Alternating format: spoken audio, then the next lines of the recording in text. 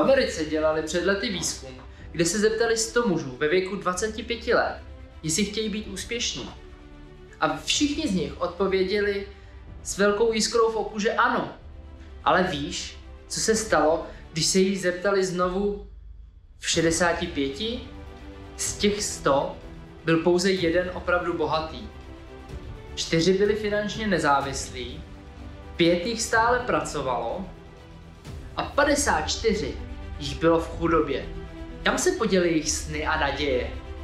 Proč jen 5% z nich zakusí úspěch? Pojďme se na to podívat. Zdravím lidi, tady Posy. Nejdřív bych chtěl ale zjistit, jak se úspěch definuje.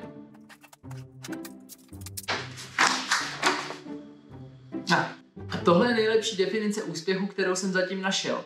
Najetí úspěchu spočívá v postupné realizaci hodnotného ideálu. Když si člověk zvolí nějaký cíl a progresivně na něm pracuje, pak zažívá úspěch. Když ne, zažívá selhání. Takže člověk, který směřuje k hodnotnému ideálu, například si vybere být něčím, sportovcem, doktorem, umělcem či ředitelem a pracuje na tom, aby se jim stal, pak se jim stane. Úspěch má také ten, kdo záměrně dělá práci, kterou chce dělat. Učitelka, co učí děti, doktor operuje a máma má děti. To, co je úspěchem pro jednoho člověka, nemusí být úspěchem pro druhého. Každý člověk by si měl definovat úspěch podle svých hodnot, cílů a životních zkušeností. Všiml jsi si někdy, že lidé, kteří si myslí, že jsou úspěšní, zažívají úspěch a lidé, kteří si myslí, že úspěšní nejsou, tak ho nezažívají? Marcus Aurelius v meditacích řekl: jsme tím, co si o sobě myslíme celý den. A Henry Ford: pokud věříš, že to dokážeš, i pokud věříš, že to nedokážeš, v obou případech máš pravdu. Ale proč tomu tak je? Naše mysl je jako úrodná zem. Tam, když cokoliv zasadíš, třeba semínko, chci mít zdravé tělo, naučit se hrát na kytaru, nebo být prospěšný pro lidi, a budeš na to pravidelně myslet, pravidelně pečovat o tělo, hrát na kytaru, případně občas někomu pomoci, hnojit a zalévat, pak sklidíš, co jsi zasel. Ale naše mysl je daleko víc mysteriózní, protože ať do ní zasadíš semínko štěstí, strachu nebo lásky, vždy sklidíš, co jsi zasel.